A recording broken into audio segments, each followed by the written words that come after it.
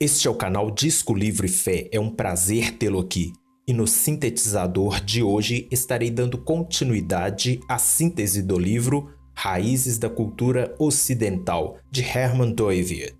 Se você não viu os vídeos anteriores, seria bom assisti-los antes. Peço que curta, comente e compartilhe não somente este, como os demais vídeos do canal, caso goste do conteúdo. Convido-lhe também a se inscrever no canal e ativar o sino de notificações. Você também pode me seguir no Instagram, link na descrição. Para Tomás de Aquino, toda criatura de forma e matéria surgia e passava a existir, e o princípio da forma dava a esse vir a ser a direção para um objetivo. Por natureza, toda criatura lutava para alcançar a perfeição por meio de um processo no qual sua forma essencial se realizava na matéria de seu corpo. Assim como uma planta lutava para desenvolver sua semente e um animal a atingir sua forma madura, o homem desenvolvia sua natureza racional, que os diferenciava das demais criaturas. Essa natureza racional inata naturalmente o impelia a fazer o bem e abster-se do mal, o que contraria a depravação total da natureza humana. Tomás de Aquino também acreditava que uma pessoa não podia alcançar a sua perfeição natural como um objetivo isolado. Uma predisposição social para a sociedade é também inata na natureza racional humana. Essa propensão social se desenvolve em etapas, do mais baixo para o mais alto, do meio para o fim, da parte para o todo. A comunidade mais baixa seria a família, que satisfaria as necessidades básicas do homem. A mais alta seria o Estado, como a comunidade mais perfeita e abrangente, a qual sua essência era o bem comum.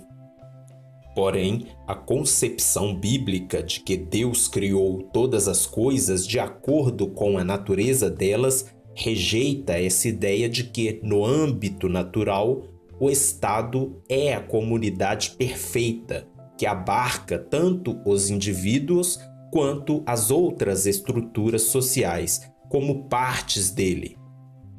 A natureza de uma parte sempre está determinada exclusivamente pela natureza interna do todo.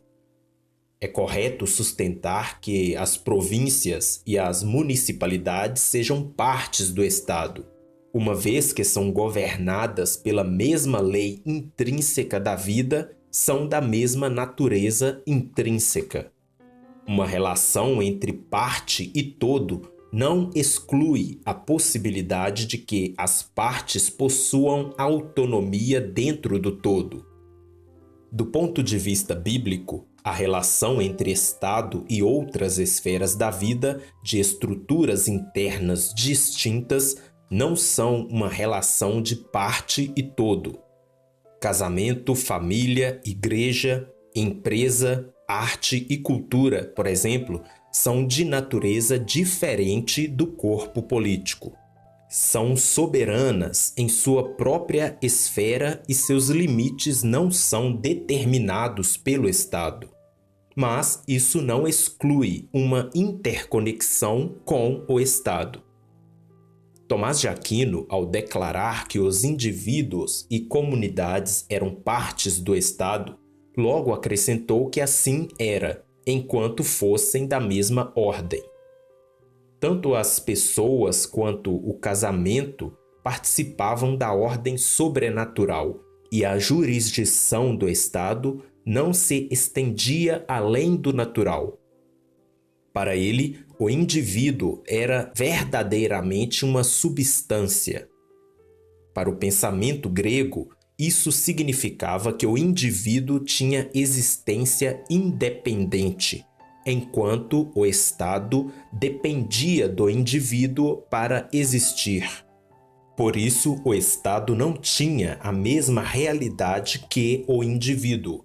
O indivíduo depende da comunidade apenas para necessidades que ele mesmo não pode suprir.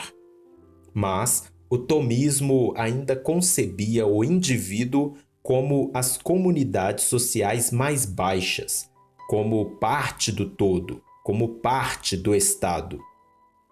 Deus criou todas as coisas de acordo com a própria natureza de cada uma delas. Duas partes que diferem completamente em gênero nunca podem se tornar partes do mesmo todo.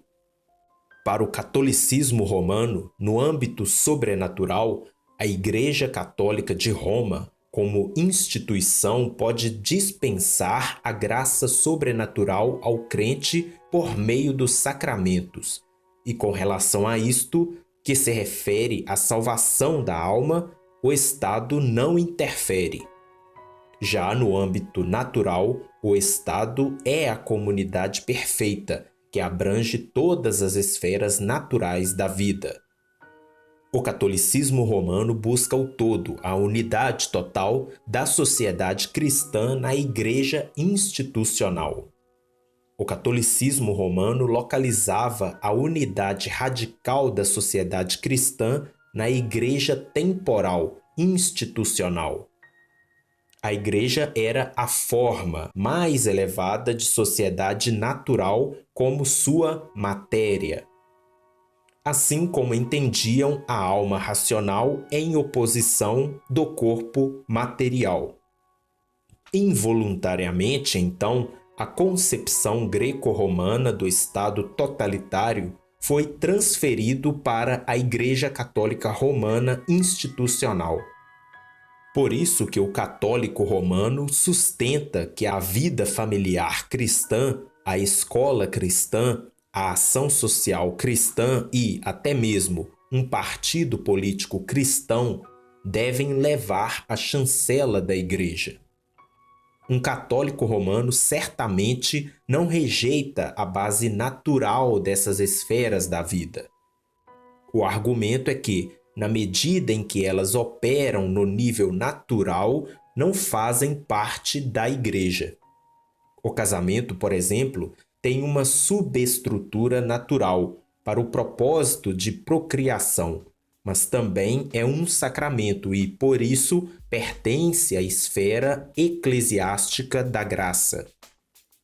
De acordo com a visão católico-romana, a natureza e a graça não podem ser separadas numa sociedade verdadeiramente cristã. A Igreja Católica Romana exige que um governo cristão se sujeite à orientação eclesiástica. O catolicismo romano não pode reconhecer a soberania das esferas nas esferas temporais da vida. Encerro por aqui, mas no próximo vídeo estarei dando continuidade à síntese do livro Raízes da Cultura Ocidental.